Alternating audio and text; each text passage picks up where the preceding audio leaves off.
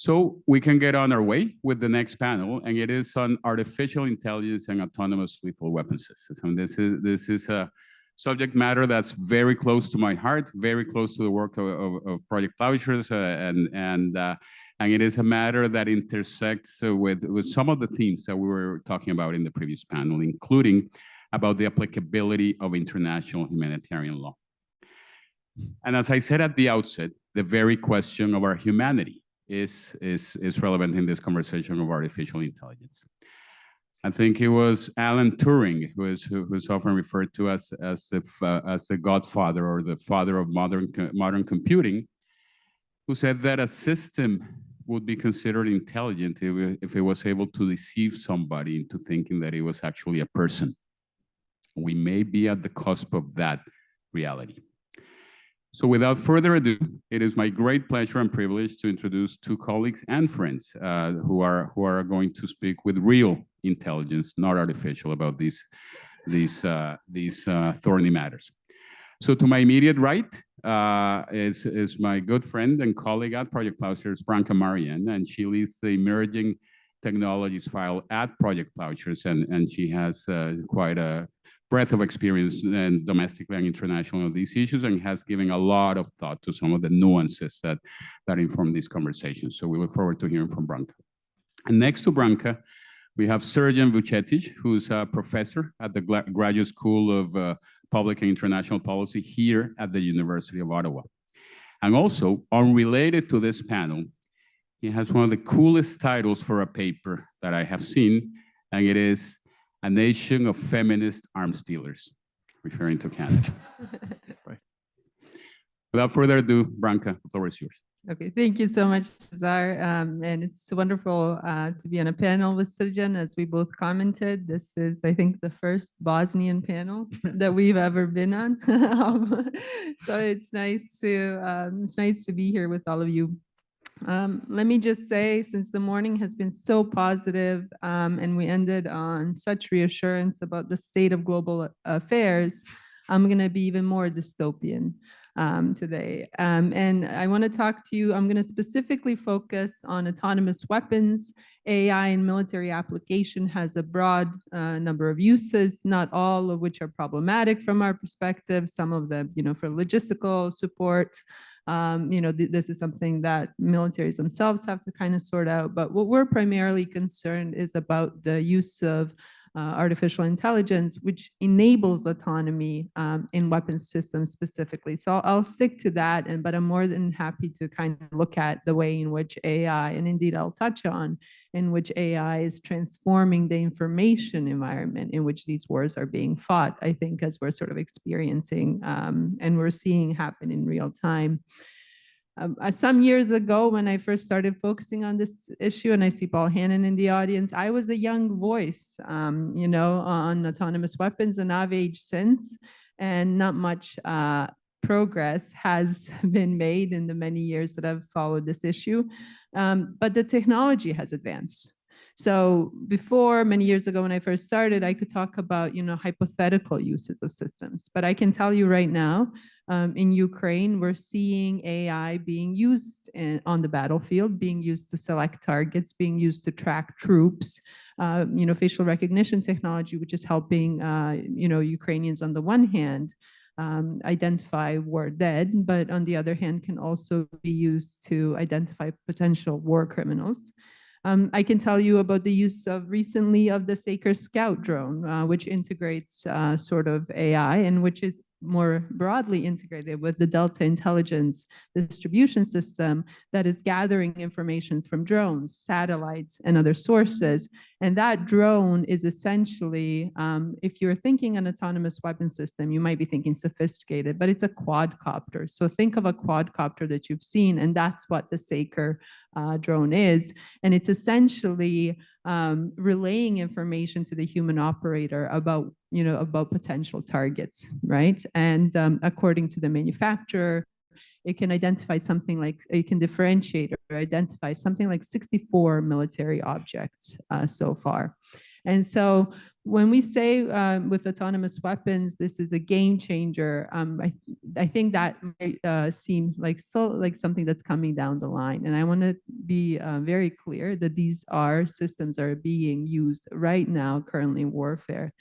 Perhaps the first use of an autonomous weapon was noted by the United Nations in their 2021 report and used in Libya, the Kargu-2, which is a Turkish loitering munition, which was supposedly used against retreating forces in Libya. We haven't seen confirmation of this. Obviously, information on this is not very easy to confirm.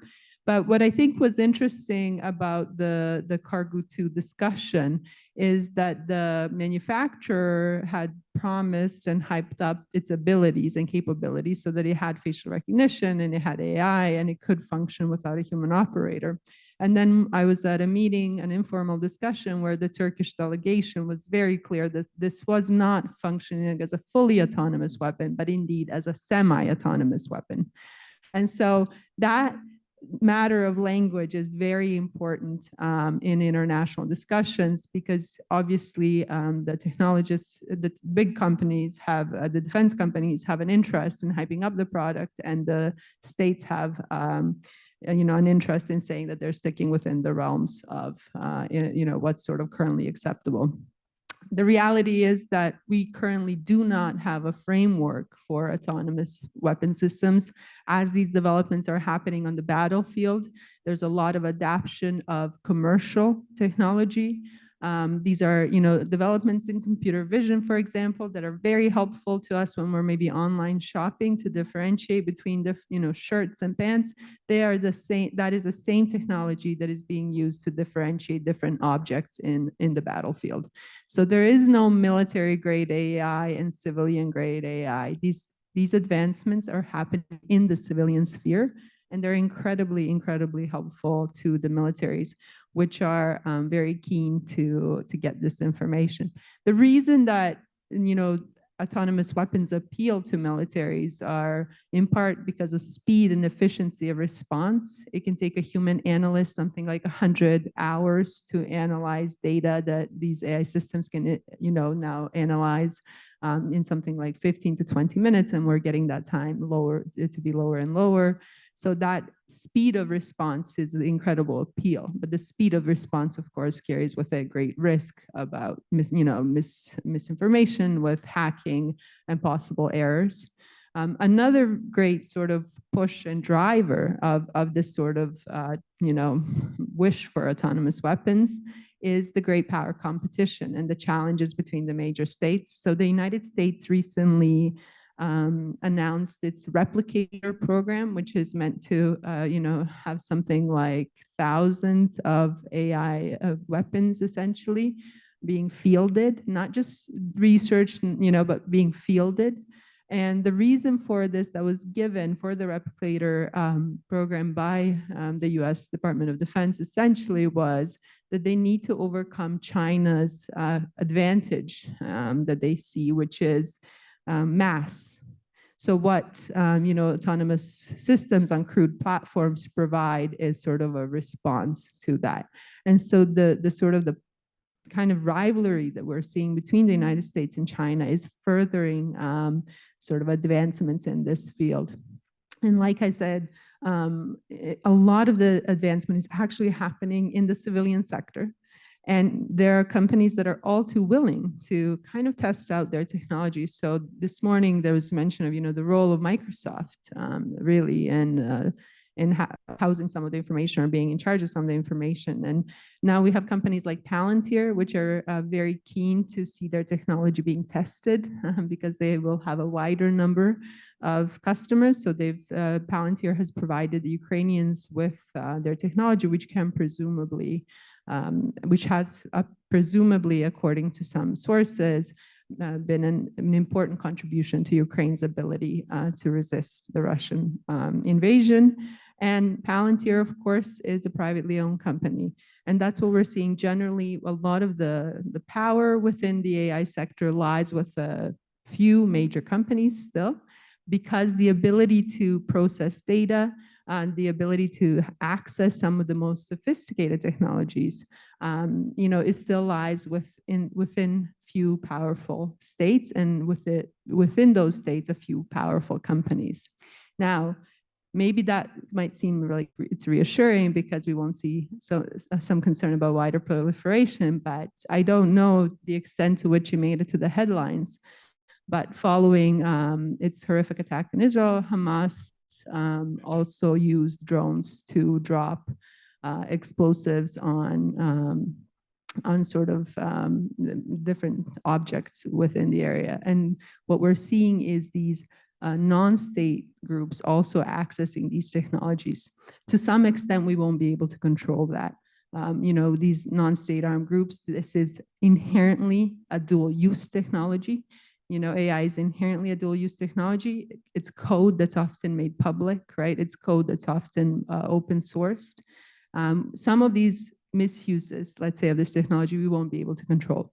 But what can we control, I think, is the important question. So some of us have aged prematurely at the Convention on Certain Conventional Weapons, which has since about 2014 been focusing on the issue of autonomous weapons, and is a forum that some powerful states like Russia would like to kind of hold on to this issue, because it's a forum that's based on consensus.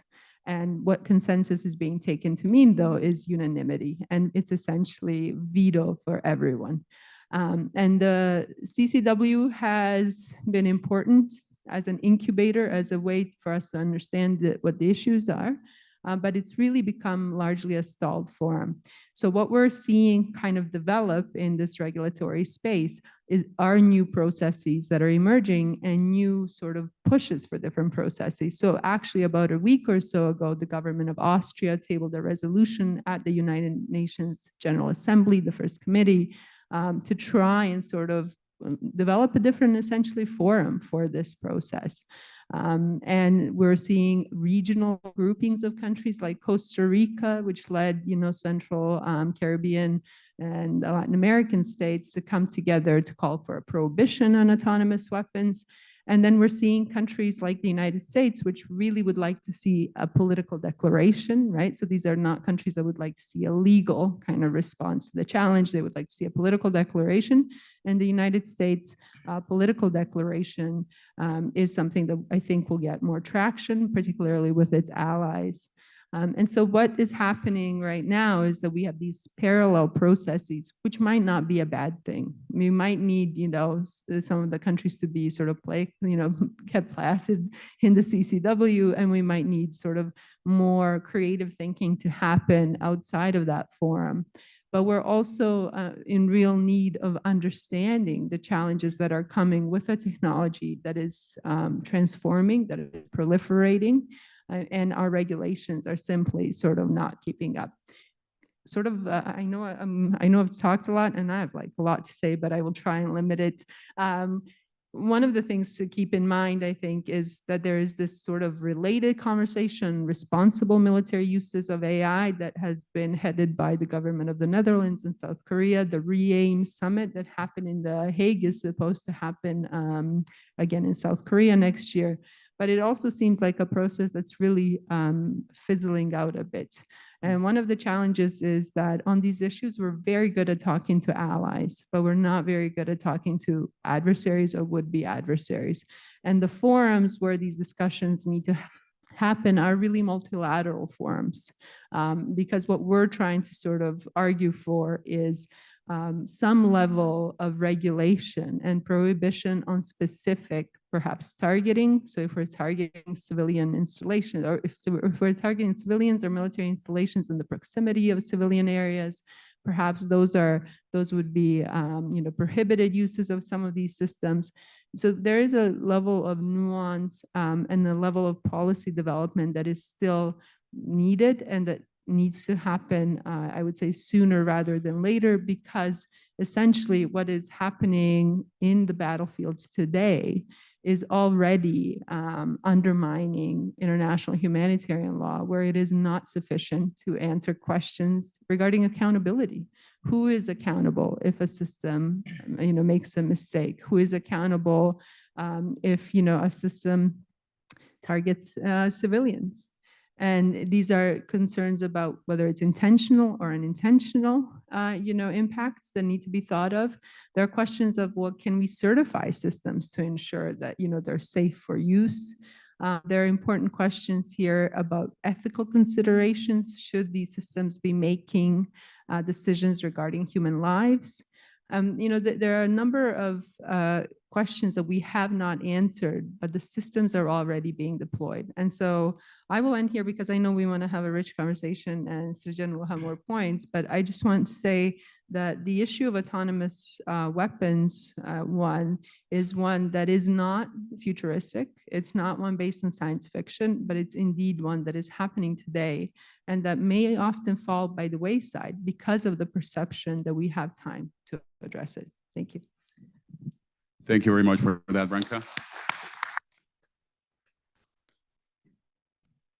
One of the truths in arms control in the various files that we follow is that there's a gap. There tends to be a gap between norms and reality, and norms are sort of playing catch up with reality.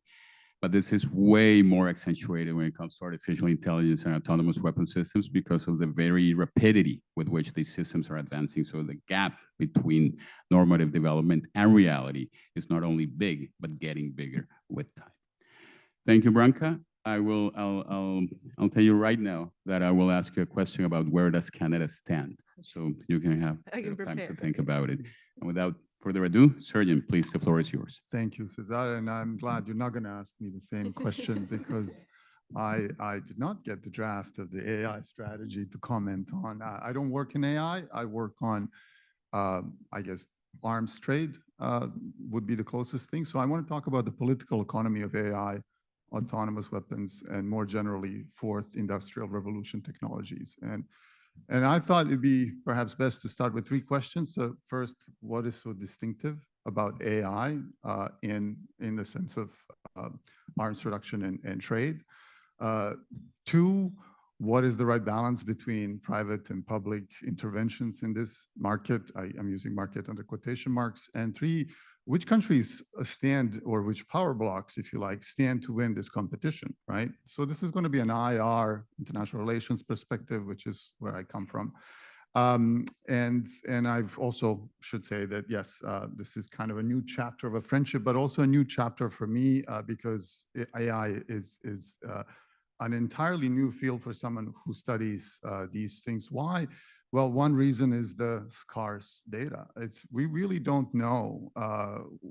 If you were to ask me, well, who's producing these kinds of weapons in largest numbers? You can't tell. Why? When we use the word defense industry, it's really a misnomer because there are three different defense industries or more. AI is its own thing.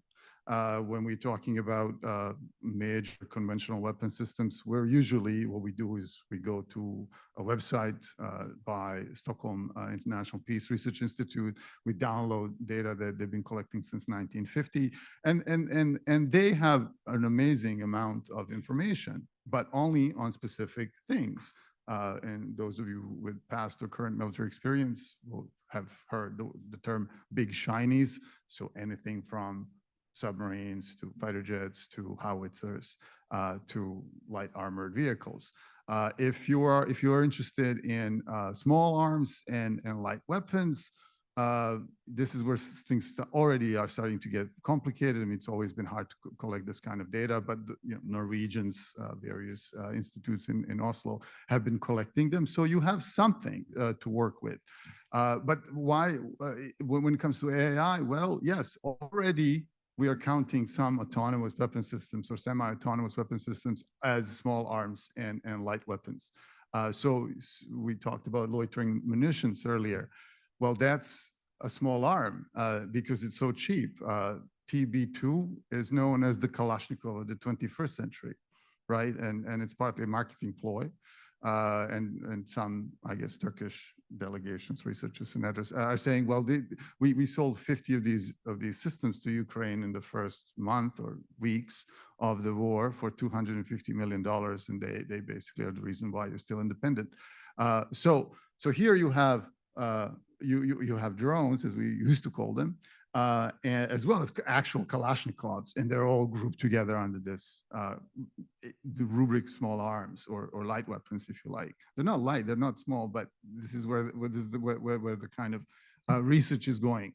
So those are the first two industries, and then there's this third industry called artificial intelligence. Well, so what is it? What are the characteristics? Earlier in the Q&A, I heard the term command and control. The Pentagon stopped using it a long time ago. They have this ludicrous acronym, C5ISR. C4ISR. C5 now. Oh, is it C5? Oh, yeah, okay. So command, control, communication, computer, cyber, and then intelligence, surveillance. So it's the point of AI or military uses of AI is to provide the provision of I guess, timely, secure, and accurate protection of C5ISR. And that includes everything that we mentioned earlier. We're talking about, I guess, a good definition of this technology would be GPT, general purpose technology. In many ways, it's dual use by definition. Why? Well, because you have, as we mentioned earlier, Microsoft plays a huge role in C5ISR, right? You have to bring in private firms in order to make this work. This has been known for a very long time. The US has been talking about this since, I don't know, 1970s. I mean, this was one way to offset the conventional advantage the Soviets had over our side in the Cold War. And then after the first Gulf War, it became even more obvious. So there's been a huge investment into bringing in the kinds of firms that would provide technologies that we use now in our day-to-day interactions. So in a sense, when we talk about military uses of AI, we're talking about dual uses technology that are akin to various other revolutionary technologies in the past, from steamship to telegraph to microprocessor. Everything that, say, Bill Gates says about ChatGPT in one of those letters is I think it holds water as an explanation why this is so ubiquitous and highly commodified. But of course, that brings us into conversations about what is the right balance between governments who are both consumers as well as regulators, and then the private sector. And there are no good answers there. And since we mentioned Ukraine earlier, I think I should just mention this slightly anecdotal information that I don't know if you've heard of the term the Uber for artillery. So there's no, okay. So this is one way of describing this pre-Ukraine war, or pre-full-scale invasion of Ukraine in February 22, a system called GIS Arte. It's a digital network. And Ukrainian security services have been very successful in integrating all sorts of information, digital information in the entire digital environment into this system, such that you can reduce the time of identifying targets from 20 minutes to 1. And some of it is, we mentioned it earlier in the earlier panel, is regular citizens uploading photos of things that they see in front of themselves. And a couple of apps were mentioned, and thanks to my student who happens to be from Ukraine, I can even pronounce what they are. So one is Yevorokh and the other one is EPPO. And that's part of the C5ISR that explains part of the spectacular defense effort of Ukraine. So what we are seeing here is obviously, I think Branka is right to say, it's a depressing story. Yes, it's astonishing in a lot of ways because we're grappling with something we don't see, and we don't see it because the data is kind of emergence, let's say. But yeah, on one hand, you have this kind of boosterism. Oh, this is what we've been able to provide, right? You know, Starlink has proved to be extremely successful in providing our Ukrainian allies. Well, that's one explanation. The other explanation is we can turn it on and off as we please, depending on how we, as private citizens, feel about the direction of the war. So it is astonishing, it is scary, and it is confusing. You'll see a lot in the professional literature coming from defense economists, political scientists, others, Boosterism, I would say, is one way of talking about it. It's about how, which is our grand strategy well thought through in ways that it will provide us with the advantages in this new, completely changed battle space, or is the fact that this is so new, completely revolutionary technology that no one has the first mover advantage, or where our side no longer has the advantage. We should worry about China. And this kind of leads me to the third question, which is what do we know about who's dominating this field? And what I'm going to say is not my research. I'm basing this on the work of Elsa Kanya, who's been essentially reading every Chinese government publication on military uses of AI and how to reverse the advantages that the US has currently. What are those advantages that the US has currently? Well, I could think of 5. I guess one is the massive defense budgets, including in R&D. These are all legacy things, these 5 that I'll mention. 2, autarkic supply chains. 3, economies of scale and network effects. So we're seeing this in Canada, for example, whenever we want to buy one of those big shiny objects, major conventional weapons, we tend to buy them from the United States. And we buy them from the United States because our military wants to have advanced or seamless interoperability with the US forces. So whatever the US using, we want to use. And often we define interoperability as identicality. So from a defense economics perspective, they would say, well, these are essentially network effects. The more of our allies buy weapon systems, they're simply going to be sold in larger numbers. And that applies from, across this major weapon, major conventional weapon ecosystem. 4th, the US has robust industrial and operational capacity for integrating these things. So whereas South Korea, Turkey, et cetera, can produce all kinds of sophisticated systems, they're not as skilled at integrating them. And 5th, perhaps most important, we could call it forever war. The US is constantly fighting, or US allies are constantly fighting, which means that you can use information from the battle space to develop algorithms using relevant data, right? So we know this in academia. ChatGPT is wonderful if it uses relevant data, but if it uses irrelevant data, it's authoritative nonsense. So all of these are advantages that China necessarily have. This China is trying to match. And it's interesting how this is going to play out. So one of the sort of concerns that a lot of literature on the US advantage offers is that, unlike on our side of this new Cold War, if you want to call it, the Chinese government has this top-down approach where they create these centralized guidance funds and choose companies that are able to develop military AI and autonomous weapon systems. Whereas in the Western world, if you want to call it that, it's bottom up, right? So various entrepreneurs bringing various ideas together, and through competition, we get things such as Starlink or whatever. But the concern is this: because this is a 3rd offset, or some even talk about 4th offset, it's unpredictable, because China can develop not only similar ways of integrating AI with weapon systems, but also ways of breaking the kinds of chains that function, that have been shown to function so well in various theaters.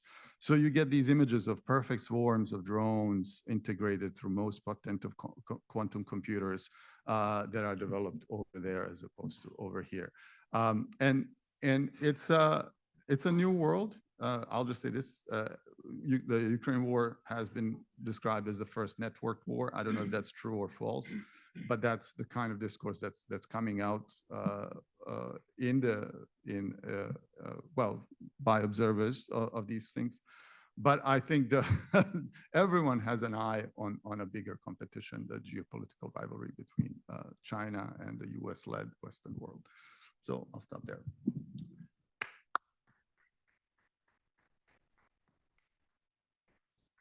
Thank you so much, Surgeon, and thank you to both of you for staying within time and allowing for sufficient time for Q&A. So, Branca, you know my question about Canada, but I have another very briefly. People in the audience who may be trying to imagine a lethal autonomous weapon system, what should be in their minds? Some hardware, lines of code, Arnold Schwarzenegger as the Terminator, what comes to your mind when you think of a lethal autonomous weapon system? And then, where does Canada stand in all of this? Okay, I knew the Terminator would come up. It always comes up. But yeah, I think it's really important to think of really any platform that you can think of and think of it as being networked. And we had this discussion at the table, like, what does a weapon look like anymore? What is a weapon? And what is an autonomous weapon?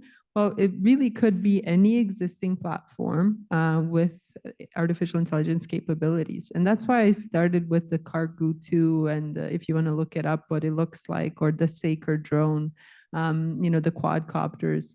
This is not maybe the first thing that comes to your mind when you think autonomous weapons, because you're thinking sophisticated, you're thinking futuristic perhaps, but all existing platforms, can be adapted in some way to function with a greater deal of autonomy. Indeed, one of the challenges with defining autonomous weapons has been that we have fire and forget weapons that have been used for a long time, the Patriot missiles, are these autonomous weapons? Well, this is a question that we need to kind of get to, and then what's permissible there, and what is, prohibited. But don't think sophisticated, don't think the Terminator or iRobot, or, think really the platforms that exist. On Canada's position, it's been very unclear over the years, is I think a charitable way to put it. We have a defense policy update that is supposed to be coming.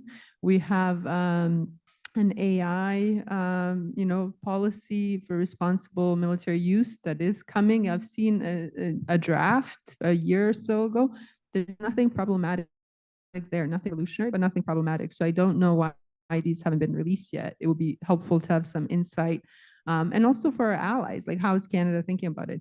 We did give the government, gave the mandate to the previous Foreign Minister Champagne to support international efforts of prohibition, but that mandate had never been acted upon in any, I would say, meaningful way, but in any way at all. And the reference was removed from subsequent mandate letters. The reference was removed from subsequent mandate letters, but we are told that they're functioning under the belief that it still applies, because there has been no clear direction that it no longer applies. Okay, no clear direction. Okay. Thank you so much. Earl, please. I did have a... Thank you. My name is Earl Turcott. I'm with the Canadian Pugwash Group. Branca, you brought up the UN forum that addresses conventional weapons, the Convention on Certain Conventional Weapons, CCW, which I have had the experience, unfortunate experience of participating in for a number of years. In my darker moments, I think of the CCW as a place where great ideas go to die. But in fairness to the CCW, it has banned laser blinding weapons, incendiary weapons, weapons with fragments that are not detectable by X-rays, and one or two others. But it failed completely to ban anti-personnel landmines, cluster munitions, and to date, at least, autonomous weapons. My question is twofold. One is, now, in the case of landmines, anti-personnel landmines, and cluster munitions, states simply took it outside of the CCW to other fora that operated on democratic rules of procedure. In each case, in the case of anti-personnel landmines, we're very proud that Canada led on that initiative. In the case of cluster munitions, Norway and 5 other states led that initiative. What is your sense of where things stand with respect to autonomous weapons? What is your sense of what, both the degree of pressure that is coming from civil society and also the degree of interest of states to lead a process outside the CCW and ban them as we have other weapons? Thank you. Thank you, Earl. That's a very important question. Number of smaller states, I'd say, have been very active. They've been kind of the champion states to try and get the CCW to move along, but it's really a forum that's dominated, has been dominated by Russia. And I know there's a lot to blame Russia for, but it would be just too easy to blame them for the stalled discussion at CCW, because it is, you know, other countries are happy to have Russia play that role, and that includes the United States. So what they're trying to do, some of these countries, is keep the discussion within the CCW. So they say things like CCW is the appropriate forum for these discussions. Hopefully we've gotten Canada to move to CCW is unappropriate forum. That's been a small win. I hope you understand how minute that change is, but how important it is. And the question that you have, you know, about can we sort of see the pressure mounting? I think the pressure is coming to move out of that framework because it is not as representative as the UNGA is, for example. So moving the discussion out of the CCW is going to be important.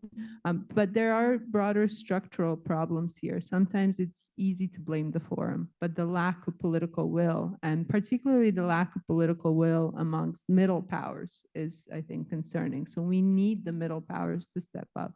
Countries like Costa Rica and Austria, these countries have done some amazing work, but we need the middle powers to come forward, and they're playing that role that Leah described this morning of we kind in the wait and see camp. We want to see how the technology develops. We don't want to constrain ourselves.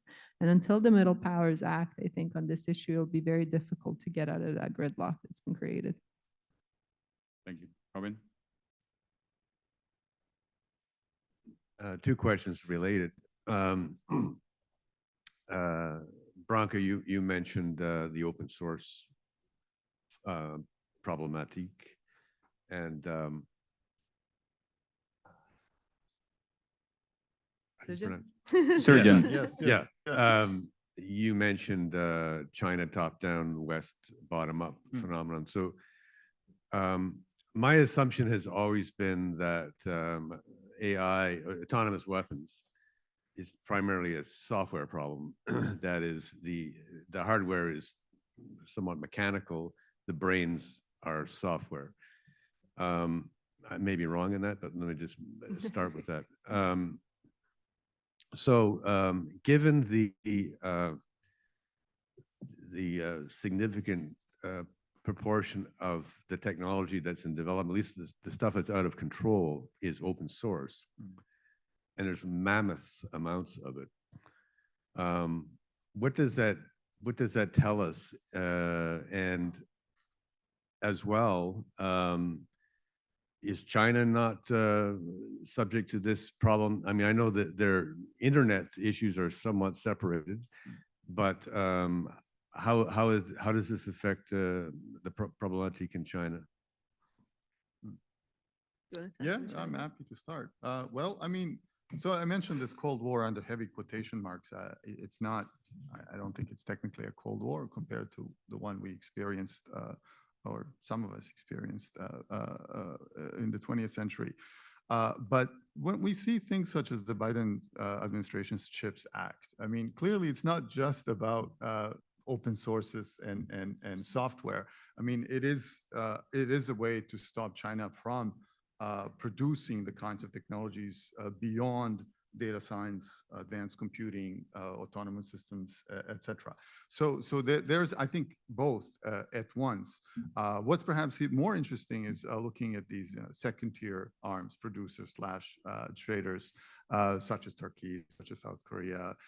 There you see many more advantages of the open source world that are then mobilized to essentially create industries that can compete in some niches with these large exporters. And who are the large exporters? They're the permanent five of the UN Security Council plus Italy, essentially. And so they manage the kind of secondary exporters. They manage to to take advantage of the fact that no one has the first mover advantage in this market. I think that's perhaps even more interesting, and what they're going to do with that newly acquired power and influence. Yeah, and I'm just writing on this. So to me, it's super fascinating, the semiconductor case. What was really interesting is that the most advanced machines needed to create the most advanced chips, they're made by a company in the Netherlands. And the United States was able to exercise influence over the Netherlands to ensure that the Netherlands puts export controls, essentially putting restrictions on exports of this technology to China. And then alongside Japan, the United States, Japan, and the Netherlands control something like 90% of the most advanced chip market. And so it shows you that there are still levers that can be pulled. AI is software in many ways, but there are hardware components. Who has the most advanced chips? Who has the computing power? Those are still very concrete things at the moment. So I think it's interesting, like Sujin said, you have the sort of the great power thing happening, but there are also other countries that are being brought into that. And then you have countries that are taking advantage of a different part of the pie. Whereas, with the United States being able to effectively, control China's ability to make advancements in AI and quantum, because you need those most sophisticated semiconductors. You need those to make advancements in quantum as well. You see China reacting and developing its own capabilities, but the fact is there are still levers, there are still concrete things that are involved. And the hardware is, in terms of autonomous weapons, the weapons themselves, the more sophisticated ones, the hardware becomes the problem. Because right now you still need humans to ensure that these systems function. When they break down, you need humans to fix and stuff. But we will get, I think, to a point in the future where some of this can be done by other machines. Thank you, Sergey and Branka. I don't follow the stock market all that closely, but I know that the stock of NVIDIA was tanking just a few days ago, reacting to those U.S. government restrictions on exports to China. Peggy, if it's the first time taking the floor, please introduce yourself. Yes, Peggy Mason from the Rideau Institute and a proud member of the Pugwash Group, Canadian Pugwash Group Board of Directors. I want to continue with this discussion a bit with respect to the competition. Now the thing doesn't want to stay in one place. I think I've got it now. This is the advantage of being short. Thank you very much. The others in the first panel had the challenge of being tall. So I guess start with Serjan, but obviously Branka too. I just wanted to understand a bit more when you were talking about, the difference in approach, the Chinese top down and the American bottom up. And I think I'm very familiar with, and Branka's talked a bit more about the advantages of the American system and where they sit on this. But Serjan, you said results are unpredictable, and China could break. And then I missed what the follow-up comment was. So I'm very interested in what the fear is with respect to what the Chinese approach might produce. Thank you. All right. So I'm a rising China challenge skeptic. I mean, everything I've ever written is to say that, this Chinese hegemony at either regional, let alone global level is not guaranteed for various reasons. So I'm not hyping up the China threat, just to be clear. Yeah. But when it comes to the literature, I think what it says is generally that China is not thinking simply about how to disrupt U.S. advantages or U.S. Alliances advantages kinetically and non-kinetically. It's about creating technologies that we are having trouble identifying as new technologies at the moment. And the reason for this is, well, hegemony doesn't come cheap, right? To produce things such as nuclear-powered submarines, aircraft carriers, etc., you require a lot of mobilization of public power. China's simply not there yet. What you could do is disrupt these advantages by investing in AI, quantum, and so on. Now, how do you do that? Well, you don't simply replicate the opponent's system. You try to create something new, something that perhaps can, shut down the entire satellite network that the U.S. uses. I don't think that's an easy thing to do for a country like China that has the power and the confidence to do these things, perhaps. But that's what the strategy is. This is how do you produce a system that can, let's say, bring Starlink down? It's a hard thing to do because it's 3,000 satellites. The bandwidth between the terminal and the satellite is very narrow. It's very hard to jam. Those terminals are easily hidden or obscured. You can move them around from one place to another quickly. Well, what kind of technology do you need to counter that? Well, they're working on it. That's the literature. I mean, I'm just conveying what the message is. Yeah. Thank you very much. Thank you. And I appreciate your caveat about this being one line of argument about what China's strategy and interests are. Thank you very much. Thank you. Please. Hi, and thanks for a really interesting discussion. I'm Margaret McQuaig Johnston with CIPS and GISPIA here at the University of Ottawa with the global think tank, the China Strategic Risks Institute, and also the last 10 years with Human Rights Watch. So I'm going to raise a couple of big red flags about China, more red flags. And the first one is the work that Human Rights Watch with Paul Hannan and his colleagues and many others around the world have done on getting countries to buy into the campaign for to not use lethal autonomous weapons. China is a signatory, but it has an asterisk next to its name. And the asterisk is, we will commit not to use them, but we will continue to develop them. Just very simple language like that. And I would just remind everyone of the South China Sea commitment not to militarize the islands, the commitment to wait 50 years before taking over control of Hong Kong. And I think this is a looming additional example. So any comments you have on that and how China's working within the international system in that regard? Secondly, how this relates to Canada and our universities. We talk a lot about dual use, but in China, it's much more nuanced with the integration of military and civilian technology development. Serjan, you talked about Elsa Kanya, who walks on water as far as I'm concerned. She's a brilliant researcher at Harvard. And this is a risk for us because we have been partnering with the Chinese military. We've recently learned of some examples of that, and the government has announced that that will no longer be tolerated when projects are trying to access federal funding. But that leaves out all the civilian research that's being done where the Chinese civilian scientists and engineers are required to partner with the Chinese military, which means that it's not just dual use. You could see civilian applications being skewed towards a military application for Canadian research.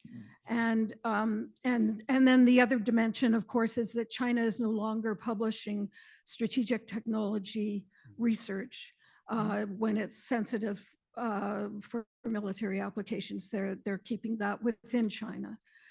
So whatever comments you have, both of you on that would be really interesting.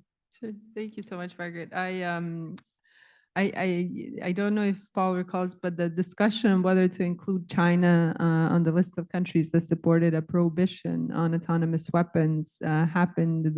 We were both in the room, I believe, and it may have been my Balkan contribution to say just add an asterisk, because that has been the EU solution to the problems in the Western Balkans, is to just keep adding asterisks to things.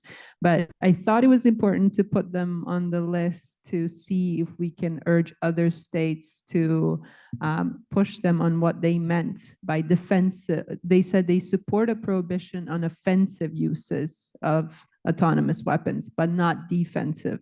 And as anyone who knows anything about weapons knows, what's an offensive use and what's a defensive use is a very fine line. But we didn't get that clarity from China. And we didn't get the other countries kind of pushing them on it. An important point, I think, is that China has used the Belt Road Initiative, right, to spread its technology further. Something like 80 countries use Chinese technology for policing, law enforcement.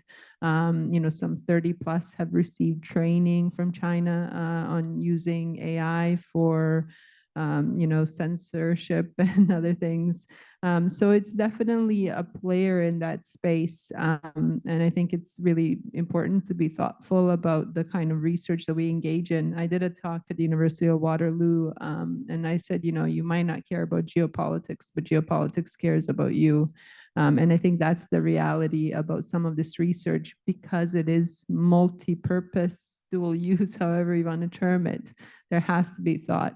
At the same time, I'm a bit with Sajjan, I think it's important not to fall into this self-fulfilling prophecy, which is a term that I'm going to steal from Cesar on China. We have to be encouraging more dialogue and diplomacy and pushing them, right, on clarity wherever possible. And I think Elsa has done some excellent work showing that there is a great deal of hype about the civil military fusion. I mean, it's a strategy. It's a bit of a wish list still. And we have to walk that line. And I don't know, maybe I'm too hopeful, but I think the diplomatic solutions are still much better than the alternative. Thank you. Thank you for the question and also for your answer, because I agree with a lot what you said. I think we have to be generally careful about self-fulfilling Cold Wars, so to speak. But this is not to say that we shouldn't worry about these things actively, including at universities. I mean, it's something we constantly talk about, not just universities, civil sector as well. I'll just try to answer your first question. So, yeah, China is very savvy, like most authoritarian states. They are participants in what we call here the liberal international order, but that this is just a word we use to talk about world politics. When we say liberal international order, we usually mean three things by that. One, political liberalism of some kind, economic or liberalism in the economy, world economy of some kind. And then third, liberal intergovernmentalism, which is participation in international organizations, multilateral fora, such as the ones we've been discussing here this morning. And this third one has always been to the liking of China and Russia and various other players, because they can use institutional jiu-jitsu to kind of use this kind of ambiguous language. Well, we're not against it, but we're going to keep continuing, we're going to keep what we're doing to develop whatever goods and services that are in our interests for the protection of our national interests. And I think there is, and I think you're right. We see this as aggression, but they see that as defense. And the audience is the rest of the world, and the rest of the world on current trends is not necessarily buying our arguments, and that's a huge challenge. Thank you. I'm reminded just a few years ago, within a year, one of the main sort of arms control regimes in the world is the International Arms Trade Treaty. And within the same year, the US withdrew from the ATT and China joined the ATT, which was, an interesting confluence of events. Shane. I hadn't introduced myself. I'm with Pugwash and the United Closer to the mic, please. I'm with Pugwash and the United Nations Association. There you go. Man versus machine. It would have been about maybe 15 years ago. I was doing some work with the Center for Security Science, which is a part of the Defense family of research and development centers. And it was discussing emerging technologies. And there was an Australian infantry officer. He did not use the term lethal autonomous weapon systems, but he was speaking in effect about that. I've never been involved in or trained for armed combat. I've been involved in some unarmed, but it was very interesting, the stark way that he saw the potential future. And maybe we can say it's a la Terminator, but he saw the nightmarish situation of being an infantryman in the field, and not in terms of maybe dealing with the enemy wounded and his wounded or taking prisoners, but facing, say, a robotic tank. something that's programmed with no mercy. It's a killing machine. It's going to use up its ammo, and there's no any sort of negotiating with it, no matter what the state of your troops or you. That was 15 years ago, an image coming out of Australia. Thank you. Thank you. Yeah, is it something that can happen? Certainly. I mean, even now, I mean, the big thing that I worry about in the immediate term aren't these incredibly sophisticated systems. It's more that we're rushing because of this sense of like we're losing the advantage, or we want the first mover advantage, that we're going to rush systems into use which are not ready. And not all countries have the same norms. So we know, for example, that there has been an uncrewed vehicle that was used in Ukraine by Russia that apparently wasn't really tested, and that was its first test.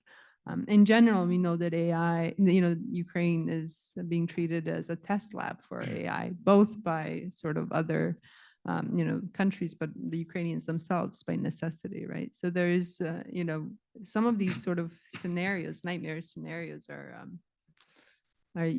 happening. Thank you, Shane. Thanks, Branka.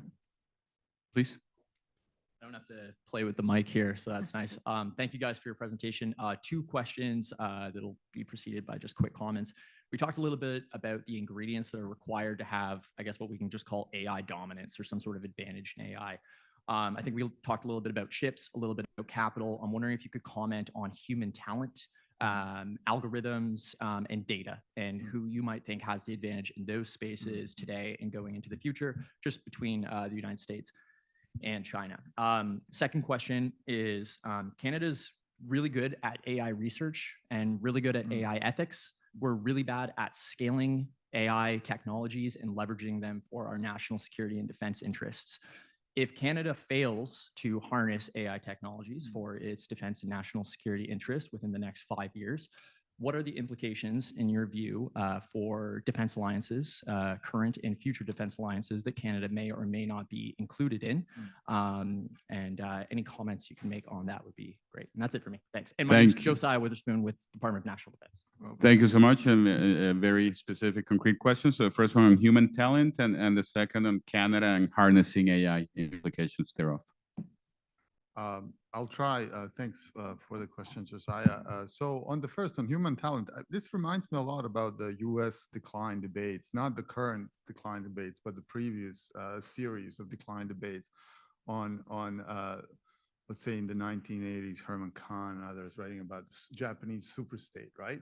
And one of the arguments is at that time was, yes, Japan is, has this Ministry of Finance and all these manufacturing companies that are doing really well. But what they don't have is ability to create Microsoft, right? Human talent is advantage in the United States. And one reason for that is its open society, right? Politics that allows everyone to come there and pursue the American dream. Well, that's worked well thus far, right? But what happens after 24, 25, given the outcome of the US election, right? Are we going to have Fortress America, and how is this going to affect the ability to generate and take advantage of human capital? That's an open question, right? I would say, and I think it should be treated as an open question. As for Canada, I think we're going to have a whole panel on that, panel 5 later today. But I think I would entitle my response "Disadvantage Canada," and I think it's already evident. We saw it with the AUKUS announcement, September 15th, 2021. Right? Canada didn't even know this was coming, and the reason is simply we had nothing to bring to the table. And I'm not talking about nuclear-powered submarines. Canada had that debate in the 1980s. That debate is closed. I'm talking about what became known as the Pillar 2 of AUKUS, which is precisely the technologies we're discussing in the panels 1, 2, and 3. And that's the conventional aspect of AUKUS is something that we should be paying attention to, not just Canada, but other allies. The fifth Five Eye country, New Zealand, has already expressed interest. We know through some Global Mail reporting that our government is participating in discussions that will lead to Canada acceding to Pillar 2 of AUKUS. But this is all also telling us that we're not there. And one of the reasons is bureaucratic. I mean, it's very hard to catch up with all these things happening in the world if you don't have, first of all, people who are working for you, but so recruitment and retention are big issues across the government. But second, you need them even to be trained so that they can understand what our allies are even talking about. And I think that's a huge challenge. And I think the key point that you made is the talent. I mean, there's been some studies I saw, sort of the rankings of countries by AI talent, and I don't know where people expect us to be, but we're among the top 5 countries in terms of AI talent, right? And now whether that's true or not, but we have some incredible talent. There's a book by Paul Charest that's really good, The 4 Battlegrounds. And I think Paul's right. It's not going to be just a competition for talent, with the private sector, but also amongst allies, right? The number of people who have the skills. What is that Liam Neeson line? The necessary skills. It's not infinite, right? Like there is still the best people are going to be, of course, recruited by the best companies, and those are the large companies in the United States. And what sort of the appeal for defense to recruit some of those people? This is what the U.S. is struggling a bit as well. I think we have this perception of the U.S. can do anything. But I looked at some recent numbers, and the investment by the U.S. in terms of research in this area, I mean, it's gone down significantly. It's only a few percentage points. It's actually most of the talent is in the private sector. So that's, I think, the key puzzle piece is in terms of who dominates is the talent. I think there's a perception to China just because he has so much data, that's sort of the standard line. China has all the data, so they have the advantage. But quality of data matters, right? Veracity of data matters. And this is why I think the Belt and Road Initiative is interesting not to overlook, because it gives you data from a whole bunch of other places that you didn't have at one point. So I think that's what's interesting and relevant. And on these alliances, I think Sijin is right. I mean, what are you bringing to the table? And that's where we need the investment in people and resources. It's really difficult for me to sort of, because I know the people at Global Affairs, to be upset with them, because there's like one person handling the file, and the United States has, they have the autonomous weapons team. And this is not just the United States. Smaller countries have managed to do this. So we need to manage to do this as well. We need to have that talent inside government as well, to really understand what the issues are. Because I think these are, I mean, I think it was Putin who first said it, whoever dominates AI will dominate the world. But that's become repeated by every leader everywhere in some form or another. And I think some skepticism about AI is healthy. It's healthy to have it, but I think it's important to recognize AI is just one piece of the new emerging technologies puzzle that's coming, and we need to be prepared for it. Thank you, Branka. One last question from the floor. Paul? Thank you. My name is Paul Hannon. I recently retired from Mines Action Canada. My dues for Pugwash are overdue, and I'm a long-standing survivor of the CCW. So our treasurer is right there. Yeah, I didn't bring my checkbook, but I will deal with that when I get home. Sorry, Peter. I have 2 questions, one for this panel, one for the last panel, because I'm not going to be able to be here for that this afternoon. So 11 years ago yesterday, I joined 10 other people in New York in a meeting on the margins of CCW, and we decided to create an international campaign on autonomous weapons, which we call the Campaign to Stop Killer Robots. At that time, we had hoped that we would be the second time, we would create the second time that a weapon was banned before it was ever used. The first time was blinding lasers. And as we've heard from Branka recently, we're either not met that goal or we're about to not meet that goal. And I think I guess my first question is, and it relates to the first panel, which I thought was excellent as well. What do we need to do in terms of international or global governance to keep up with the pace of change, particularly with technology? We now have a military digital complex that's replaced the military industrial complex, I think.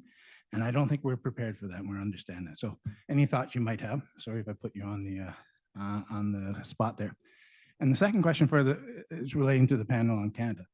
I mentioned the binding lasers prohibition. Canada and Sweden played very, very important roles in that. And it was, there was a log jam on that and whether or not they would do it. And both China and the US didn't want to ban, but they came to the realization that they actually didn't want to expose either of their own soldiers to the possibility of being blinded by laser weapons. So they gave in and said, okay, let's ban this. So the surprises can happen, and Canada played an important role in that. Canada played an important role in the landmines treaty, which was 3 years later. A few years later, after that, we had a campaign on cluster munitions. Canada really dragged its feet on that, didn't really want to be involved. Once we got to negotiations, Canada played a really important role and did some really positive things. The diplomats are terrific. And I'm not just saying that because they're also in the room. Canada did not do very much on the arms trade treaty. Canada is very much a laggard on nuclear weapons. And Branka mentioned that we've had 3 foreign ministers who had a mandate on autonomous weapons and haven't done anything. So I think for the last panel, I'm just asking you, what is it we can do to get Canada back up to be a leader in the middle powers? Because that's what we really need if we're going to tackle a lot of these problems that we're dealing with today. So thanks for that. Thank you, Bill. We'll make note of that for the last panel, but of course, Branka and Sergeant are free to comment on as applicable to this panel and on the role of Canada, as well as the first question. Oh, these are great questions, big ones, many angles to possible answers. The political economy answer would be that I think world lacks state capacity. Simply not enough people paying attention to the big questions and coming up with proposals. Now, why?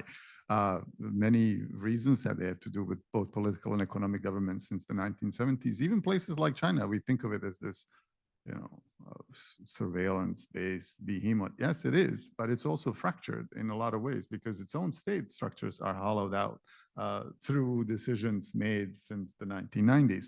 There's a book on this called Fractured China by Lee Jones and Shahar Hameri, and they do a very good job in explaining the kind of similarities that we see places like Canada as well as places like China.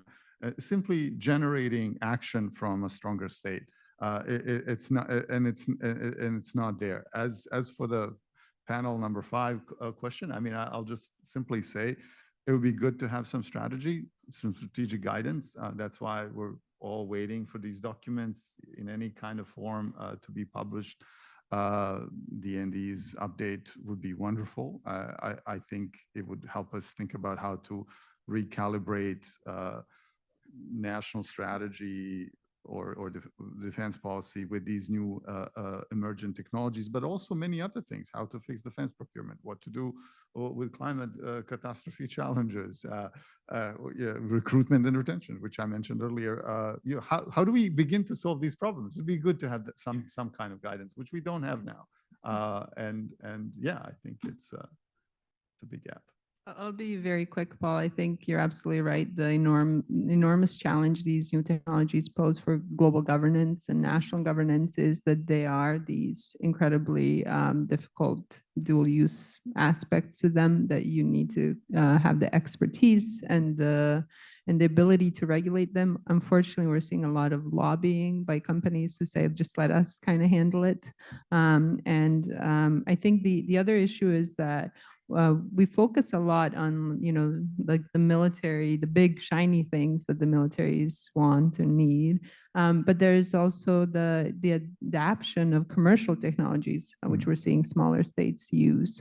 And so there's now what someone termed the military retail complex, right?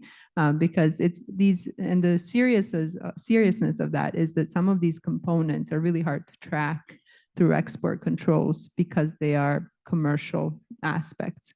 So we need to not only update, a number of regulations, have new regulations, but we also need to update existing regulations, for example, on export controls. So there are concrete things that need to be done, but we need the political vision. I mean, one of the things that we absolutely lack as a country, and we're not the only ones struggling with it, but is a political vision to how do we see the place of Canada in the world? Do we need to be a member of every alliance of our allies? Are we okay not being members of certain alliances? But that's driven by our own strategic considerations. And at the moment, it's not clear that we have those strategic considerations sorted out. Thank you both, and thank you, Paul, for the very relevant question. We're coming to the end of the panel. I am relieved because I thought the lunch period was until 1, but I just confirmed it's still 1:30, so no need to panic. We're good. What a fascinating panel. I think this is the sort of topics that we could have the whole day just on this. And indeed, we've had some conferences just on this. I will not attempt to summarize, but just a reflection of this notion when it comes to emerging technologies, and you hear this notion of inevitability, genie out of the bottle, there's no stopping it, all of these things, which there's a case to be made for that possibility at least. So I think a reflection is, the tension between inevitability and the promise of regulation and the dividends and the potential dividends of regulation, and how those two come together.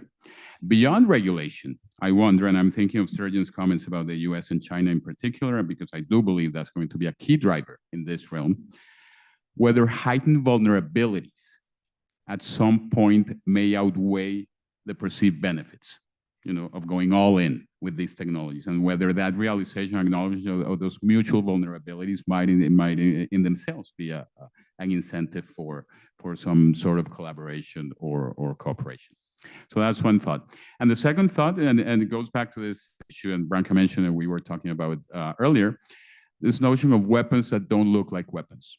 And this concept that we have discussed in the past about arms control 2.0, or sort of bringing these new technologies that can be lethal, are definitely disruptive, but don't look like weapons and don't fire bullets, and are nonetheless left outside of the traditional arms control regimes. So I think as an international community, hopefully with Canadian leadership, we can bring the international arms control architecture to the 21st century, so that we effectively tackle these issues. With that, I'll bring the panel to an end. Thank you so much to Branka. Thank you to Sergeant, and thank you for the wonderful questions. Thank you. Thank you.